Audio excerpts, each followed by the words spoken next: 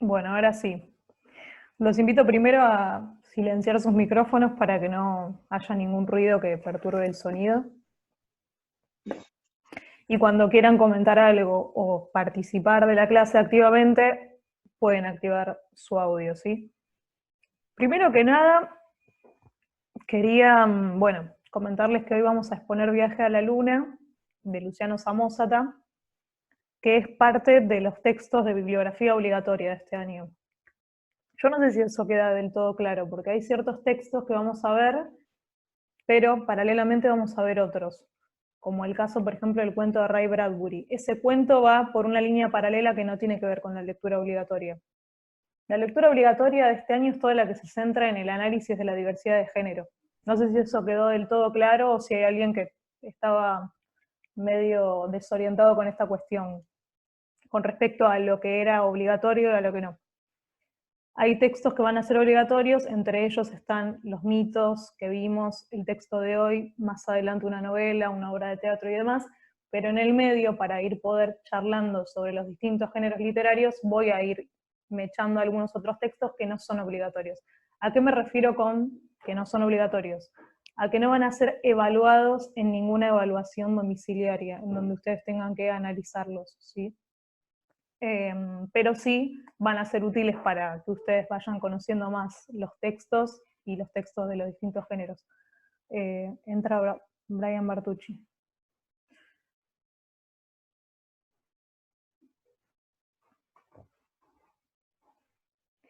Bueno.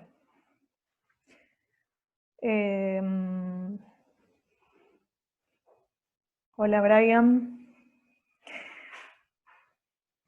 No sé si vieron el video en donde los introduje un poco al contexto en el que fue escrito Viaje a la Luna, que es el mismo contexto en el que fue escrito también. A ver, me está escribiendo Lautaro Martínez por privado. Profe,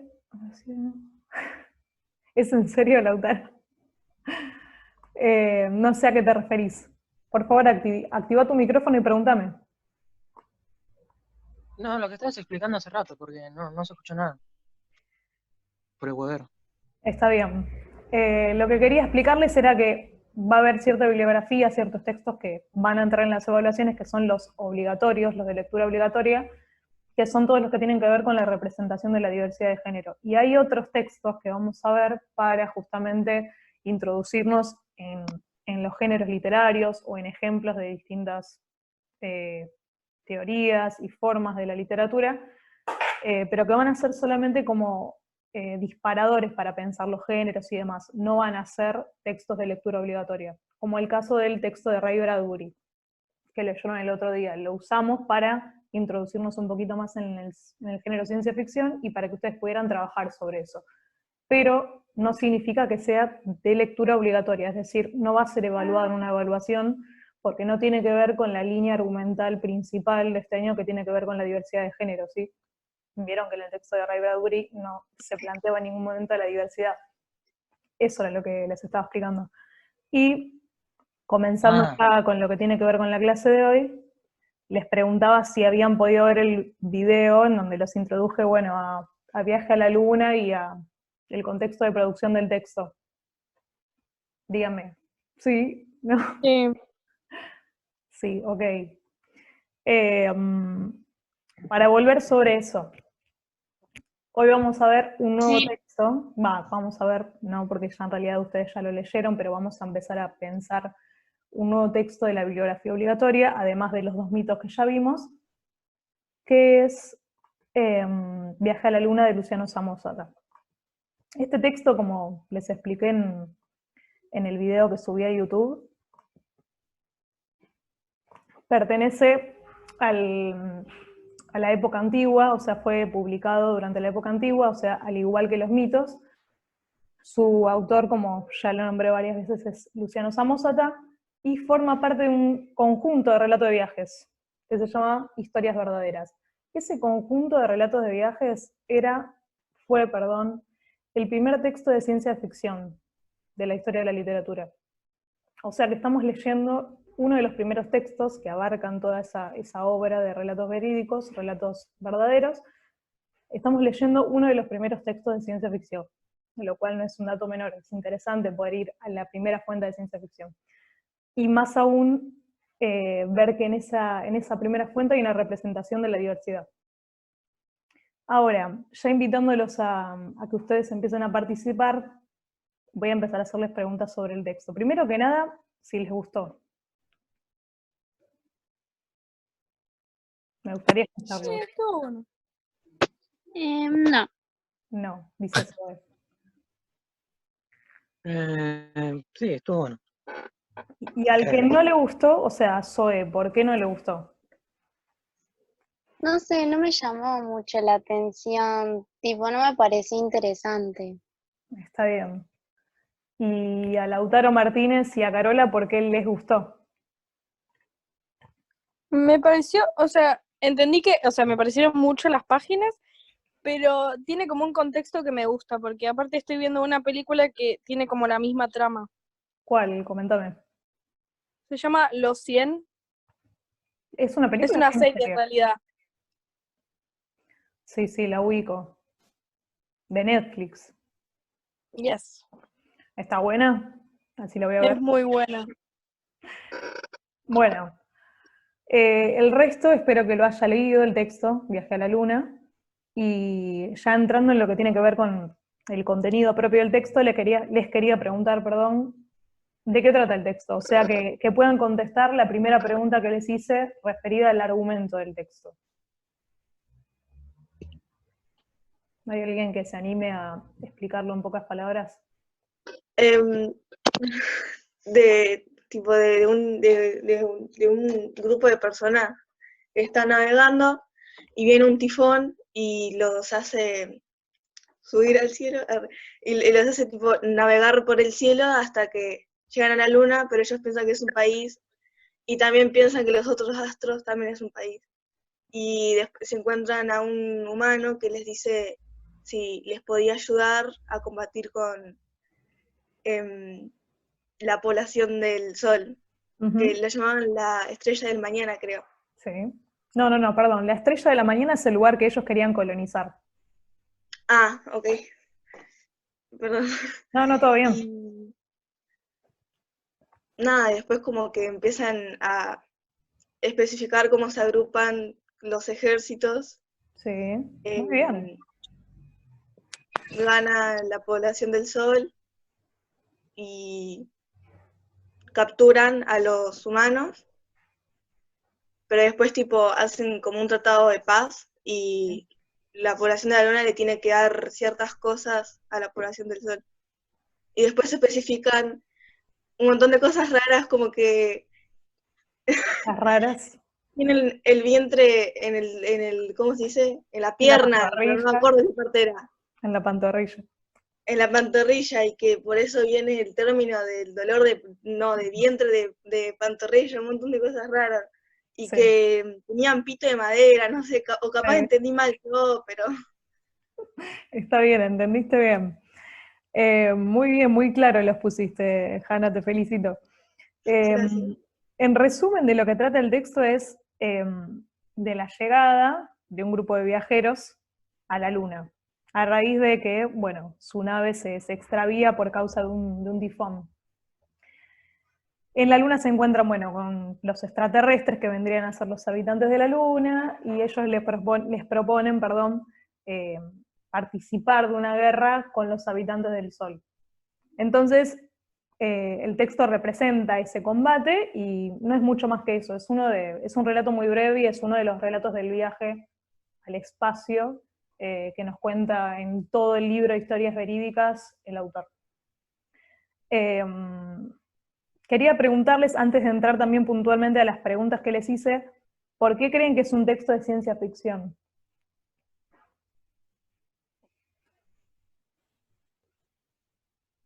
Wanda, Lautaro, Yo Franco. creo, no sé si está bien, pero es como que las cosas que pasan no pueden pasar en el mundo real.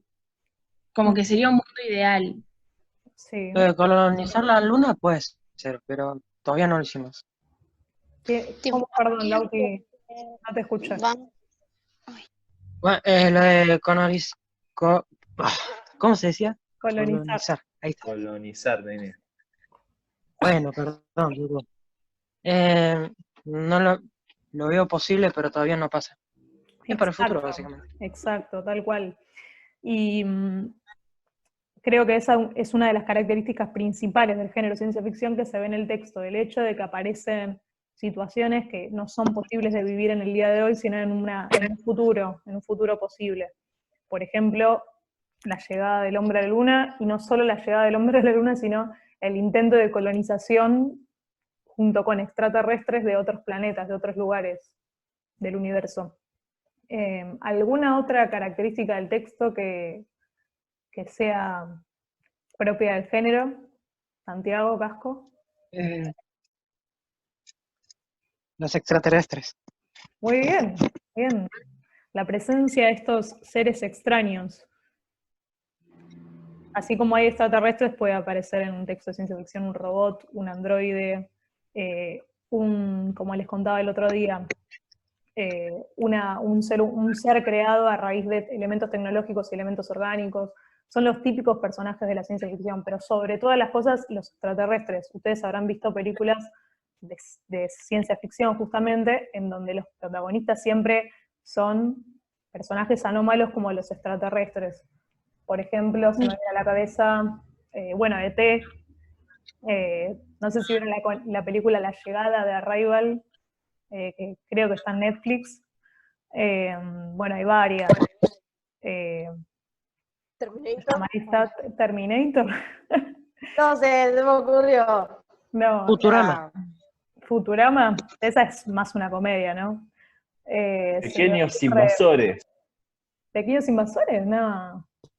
Hablemos de posta El Día de la de Independencia. ciencia ficción en ciencia ficción, perdón, del género ciencia ficción en el cine. También se me La ocurre. de los critters, profe. ¿La de cuál? La de los critters. Ah, esa no la vi. Ben 10.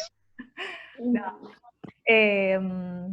Está esta que ahora no sé. Marcianos al ataque. ¿Les suena? Una vieja. Alien. Sí. Es conocida. Había una película de marcianos que había que los marcianos tenían una calidad de PlayStation 2, pero tenían como unos cerebros gigantes y como Puede ser que sea esa, un vidrio en la la de Tim cabeza. Burton. Sí, puede ser. Que es como medio Profe, caricatura. la de Ben la casa, 10. ¿no, profe? No escucho al que me está Che, diciendo. loco, yo dije Ben 10. Chicos, Bien. por favor, si no, No pasa se nada. desvirtúa todo y no escucho nada. Hablen los que van a aportar algo serio. Alguien me dijo profe y no puedo escuchar. Bueno, Que era de una casa, ¿no? ¿qué Tipo, cosa? una película que estaban afuera de la casa, los aliens. Sí, Como que caían. hay una que ahora no me acuerdo del nombre, en la que está en un sótano y que hay una Claro. invasión extraterrestre. Sí, hay varias de ese tipo. La mayoría de las películas de ciencia ficción tratan sobre extraterrestres, si ustedes se ponen a pensar. ¿Y la película Silencio? Ahora no la recuerdo, no sé cuál es. Pero interpreto que sí es una película representada en un tiempo futuro y en donde aparecen justamente extraterrestres o Sí, son feos. estos personajes, digamos, típicos de la ciencia ficción. Sí, podría valer como un ejemplo, aunque yo no la haya visto. Bueno, volviendo sobre el texto. Tenemos que es un texto de ciencia ficción, según ustedes, porque aparecen extraterrestres, porque el texto está narrado en un tiempo futuro. Está narrado en presente, pero presenta un tiempo futuro. ¿Qué más? Habíamos comentado. ¿Qué más les había dicho antes? Bueno, ahora no lo recuerdo, pero habíamos visto esto de los extraterrestres, de la narración futurista, que plantea un tema típico como la invasión de los hombres al universo, o a la inversa, la invasión de los extraterrestres a la Tierra. Y ahora les pregunto, ¿cuál es el elemento tecnológico típico de la ciencia ficción, típico que en la ciencia ficción aparezca un elemento tecnológico que representa el texto? Las naves espaciales. Las naves espaciales. Muy bien, Lautaro y Carola. Ahora, ¿Cuándo aparecen las naves? Las naves no, es una sola, la nave espacial. Y cuando viajan, Y- no. Cuando viajan a la luna me estoy confundiendo. Cuando están en el espacio exterior. Chao. En el comienzo y en es el verdad. final, básicamente. Cuando cuentan Sí. que que la nave medio que se extravió a causa de este tifón. Y en el final cuando cuentan que, bueno, ellos se vuelven no a la Tierra, sino que siguen su viaje con su nave. Ahora, a raíz de la descripción de esa nave, ¿podrían ustedes decirme si el texto es un texto de ciencia ficción dura o blanda? ¿Y por qué? Es blando. Zoe dice que es blanda. ¿Qué piensa el resto? Sí. ¿Y por qué es blanda? Porque no describe a la nave tanto. ¿Quién habla ahí, perdón? Yo, no. Brian, cualquiera es Nayara. Muy bien, sí, porque la descripción de la nave no es para nada minuciosa. Lo único que se dice es que la nave en un momento se extravía, no se habla del funcionamiento, no se habla de cómo estaba creada esa nave, no hay detalles técnicos específicos de esa nave. Eso hace que el texto... Perdón, Paula, ¿podrías apagar tu micrófono? Creo que sos vos la que lo tiene encendido. Hola, de paso. Bueno, volviendo. La descripción de la nave, esta descripción tan sencilla, nos hace dar cuenta de que el texto es un texto de ciencia ficción blanda. No hay detalles pormenorizados sobre el funcionamiento de esa nave que estos tripulantes manejaban.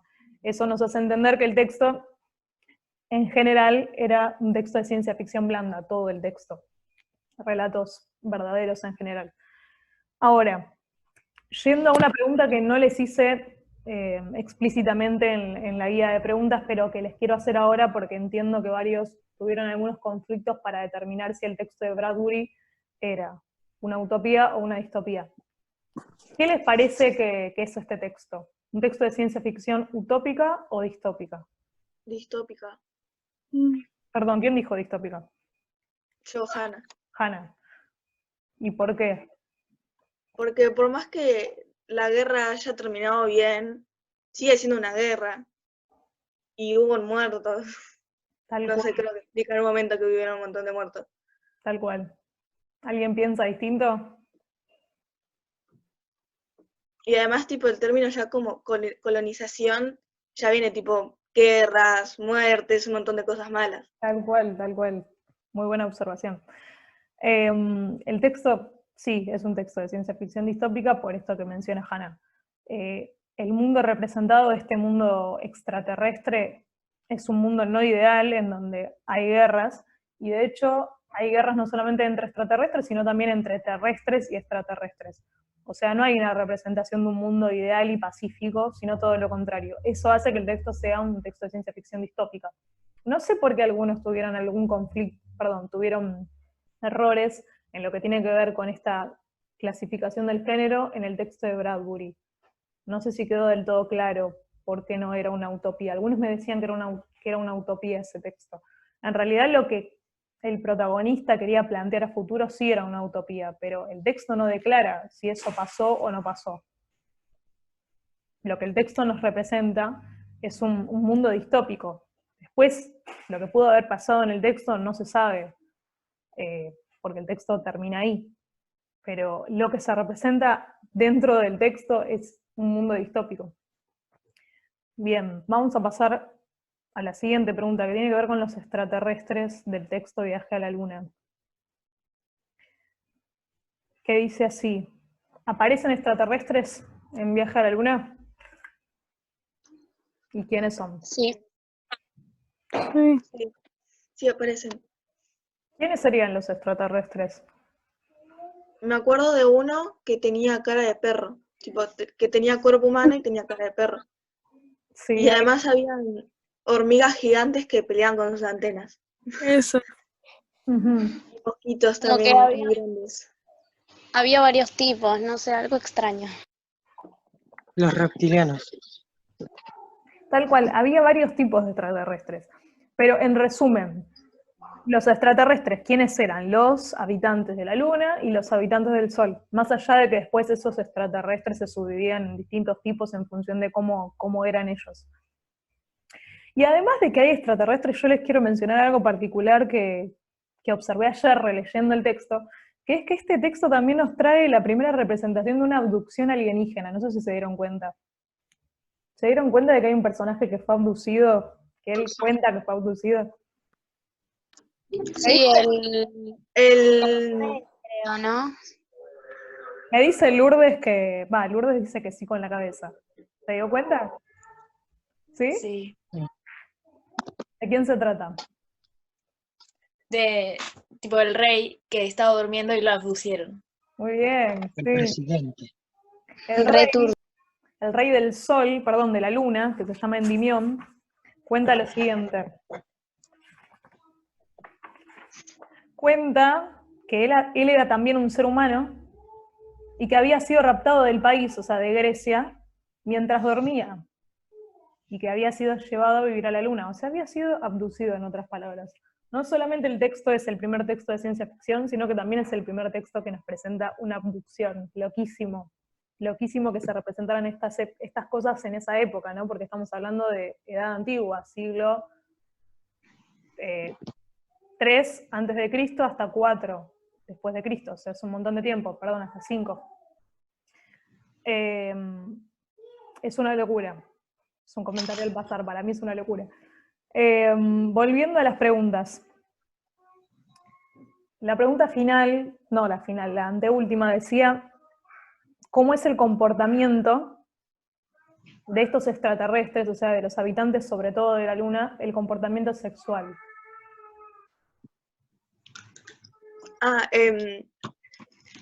Hay solo hombres, no existen las mujeres. Durante los 25 años se comportan como esposas y después calculo que ya son, tipo, se comportan como sería de comportar un esposo, ponele, entre comillas.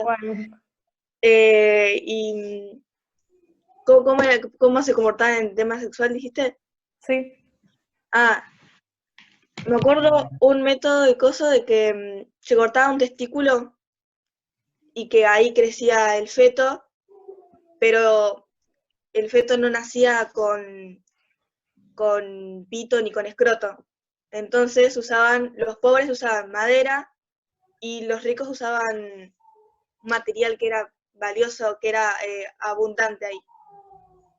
Y... Muy bien, Hanna.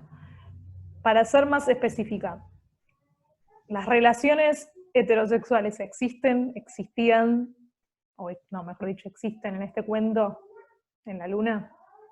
No. ¿Por qué no? Porque no hay mujeres. Entonces, el texto nos cuenta que lo normal en ese país, en la Luna, era la relación entre homosexuales. Ahora, como nos contaba Hanna, había ciertas particularidades de este comportamiento, como por ejemplo que los hombres no concebían en su vientre, sino en la pantorrilla, y algunas cuestiones así bastante alocadas. Lo que me interesa puntualmente para analizar ahora la diversidad en este texto, para pensar ahora en lo que tiene que ver con el tema que atraviesa todo el año, es fijarnos y analizar cuál es el comportamiento del narrador respecto a esta información. El narrador, cuando se entera de que el rey, que Endymion, quiere darle un hombre por esposo, y cuando se entera de todas estas cosas que suceden en la Luna, ¿cuál es su reacción? ¿Cuál es su comportamiento? Como que le pareció extraño, como que se sorprendió y todo eso. Tal cual. ¿Y alguien más me puede contestar esta pregunta final? La pregunta que tiene que ver con el narrador y su reacción. Lauti. Lauti Martínez. Abril Silva, que está re dura en la foto, pero no sabemos si está viva o si está detrás de la cámara o no. Sí, profe, estoy. Abril, por favor, ¿nos querés decir cuál fue la reacción del narrador al enterarse de todo esto y al escuchar la proposición del rey de que se casara con su hijo? Espera, profe, ahí voy. Sí. Si no, si hay alguien que la tenga clara, la respuesta la puede decir, ¿eh?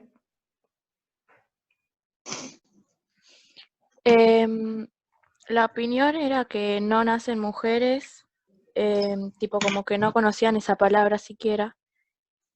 Creo, ¿no? Para. Y que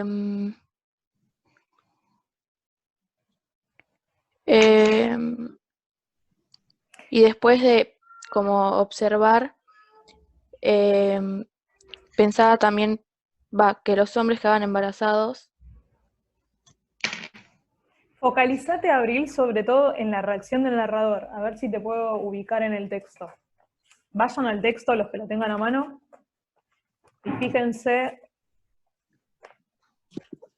en el párrafo previo al que dice entre tanto, durante mi estancia en la luna, que es ya casi en el final.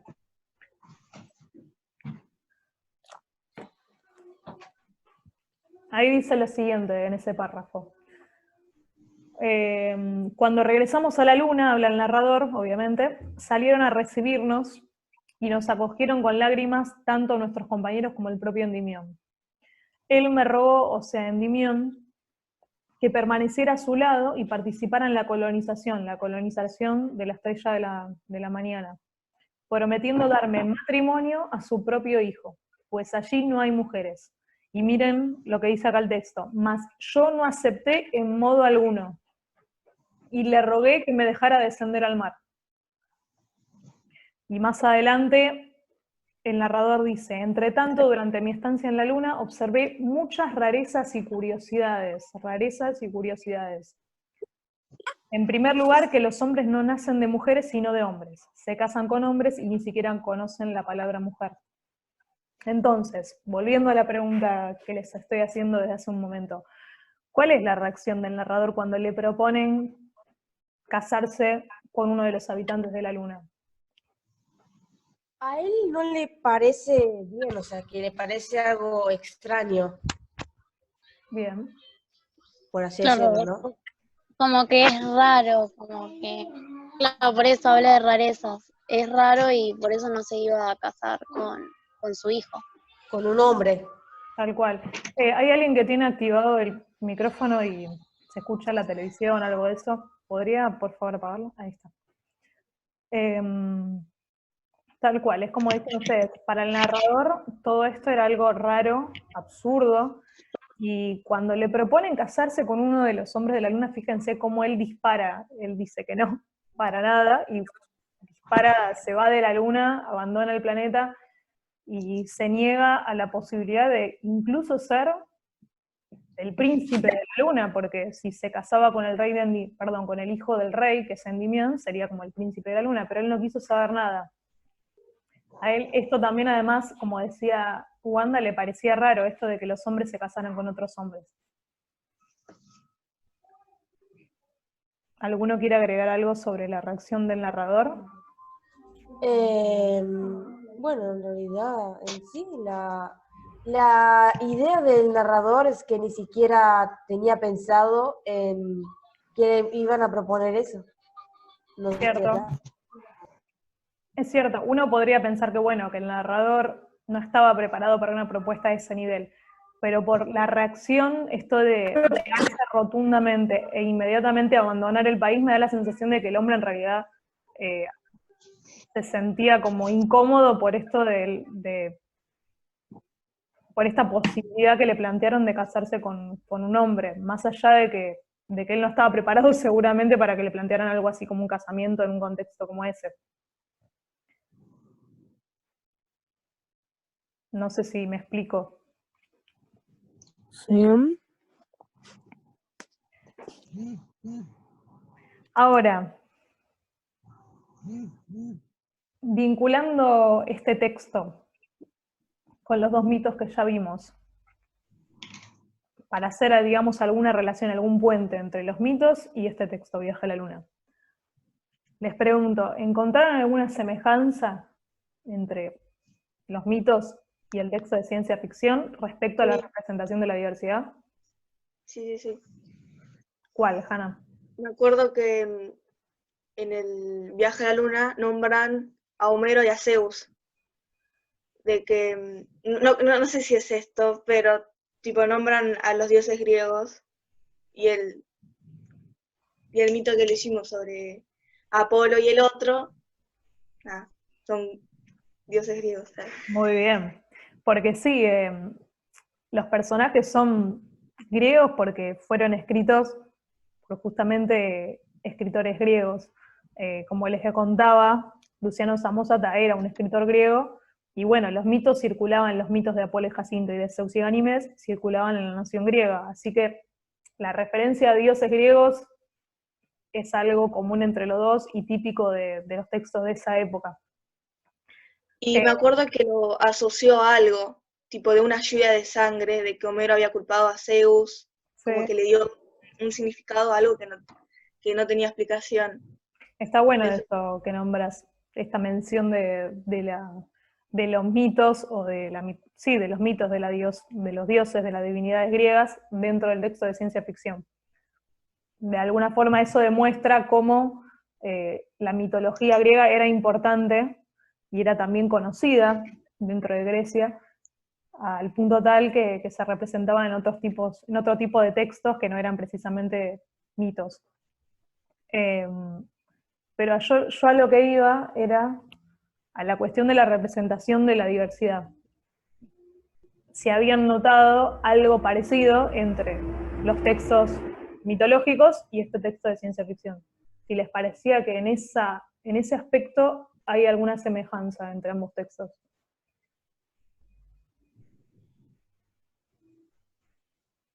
¿Ninguna? Ay, es que no lo sé. ¿Qué representan, qué tipo de relaciones sexuales representan ambos textos? ¡Ah! Homosexual. ¿Qué homosexuales? Tal cual, era tan sencillo como eso. En primer Claro, lugar, porque en el de Zeus estuvo con Ganímedes y bueno, y en este para que se case con para que no me sale, el hijo bueno, vos me de entendiste. Claro, nos encontramos con 3 textos, mitos y textos de ciencia ficción, que fueron escritos en un mismo contexto histórico, como contaba Hannah, hay una mención dentro del texto de ciencia ficción a la mitología de ese tiempo, a los textos que circulaban, los textos mitológicos. Estamos dentro, digamos, de un mismo tiempo histórico, y también se representa en ambos textos el mismo tipo de relación sexual, que sería la homosexualidad. Esa es una semejanza entre estos dos, o estos 3, mejor dicho, textos, los textos mitológicos y los de ciencia ficción. ¿Cuáles serían las diferencias? ¿Qué piensan respecto a las diferencias entre la representación de esa homosexualidad? Para mí son... Sí. Perdón, para mí son tipo los puntos de vista, porque mientras que en los mitos se veía como algo, entre comillas, normal, porque claro, eran los dioses que se enamoraban y todo este tipo de cosas, y en el cuento este de Viaje a la Luna, lo ven como rarezas, como cosas extrañas que en su mundo nunca pasarían. Tal cual. Muy bien, Zoe. Excelente. ¿Quién más me puede contestar esto? ¿O quién más puede ampliar la respuesta de Zoe? Profe, ¿puedes repetir la pregunta? Que pasó algo y no escuché. Sí. ¿Qué vínculo encuentran ustedes en la representación de la homosexualidad entre ambos textos? O sea, cuando digo ambos textos me refiero a mitos y ciencia ficción. O sea, son 3 en realidad. No sabría cómo responder. No, igual, o sea, es lo mismo que dijo Zoe, porque es como que en los mitos no sé, es tipo normal, y acá es como raro, en el viaje a la luna, digo. ¿Qué piensa Lourdes? Tipo, es como lo que dijo Zoe, a lo mejor en los mitos lo planteaban como algo como, bueno, dale, ok, tipo, re normal, y en este es más como, no, ¿cómo me voy a casar con un hombre? Muy bien, tal cual. Creo que eso está claro, que en un texto está todo representado de forma más natural, y en el otro la homosexualidad está representada de otra forma, está vista, como dice Zoe, de otra forma.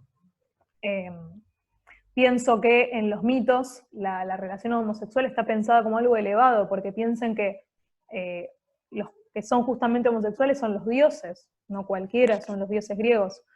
En cambio, en el texto de ciencia ficción, todo lo contrario. La relación homoerótica está pensada como algo deplorable, desechable, hasta cómico en cómo lo describe el narrador. En cierto modo lo describe de forma cómica, la describe de forma cómica.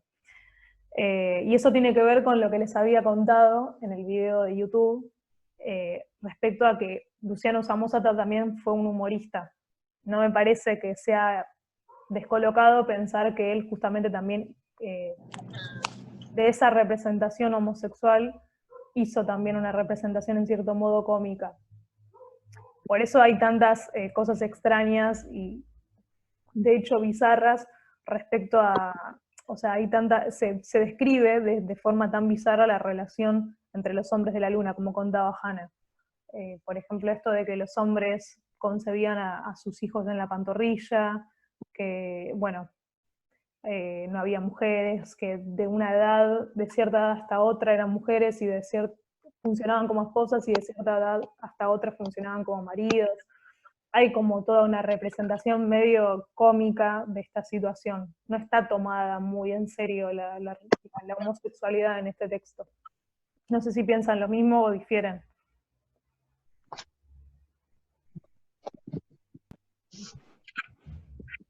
¿Lo mismo? Sí. Bueno, por último, pensaba también que la diferencia en torno a estas dos representaciones que plantean los textos es que en los mitos los personajes homosexuales son dioses, o si no, son mortales que se relacionan con los dioses, y en la ciencia ficción los personajes homosexuales, ¿qué son? Díganmelo ustedes, en el texto de ciencia ficción. Extraterrestres, tipo algo completamente desconocido. Tal cual, genial. Algo desconocido, algo ajeno, algo anómalo, ¿sí? Distinto. Distinto, tal cual. Es como algo no humano. No humano. Extraño, algo que al narrador le produce rechazo. En resumidas cuentas tenemos estos textos de dos géneros distintos, escritos en un mismo contexto histórico, pero donde se representa la diversidad de dos formas distintas. Si bien hay cuestiones que son iguales, como planteábamos antes, hay cuestiones que estos dos textos, mitos y ciencia ficción, comparten. Hay cuestiones relacionadas justamente con la representación del género, que son muy diferentes, muy diversas entre sí. Entonces nos encontramos con que en esta primera gran etapa de la historia, de la literatura y de la representación de la diversidad de género en la literatura, tenemos una visión, por un lado, en la mitología contemplativa. Perdón, ¿pueden silenciar Lautaro, el micrófono? Gracias. Nos encontramos con que uno de estos, con que los textos de ciencia ficción representan la diversidad de alguna forma en forma contemplativa, como algo elevado, como algo aceptable, como algo hasta normal, que pasa entre los dioses, entre los mortales, como algo completamente común o aceptado, mientras que en un texto de ciencia ficción de la misma época nos encontramos con otra perspectiva de la representación, ¿sí? Algo distinto, una perspectiva que nos muestra que la homosexualidad es algo rechazado y hasta cómico.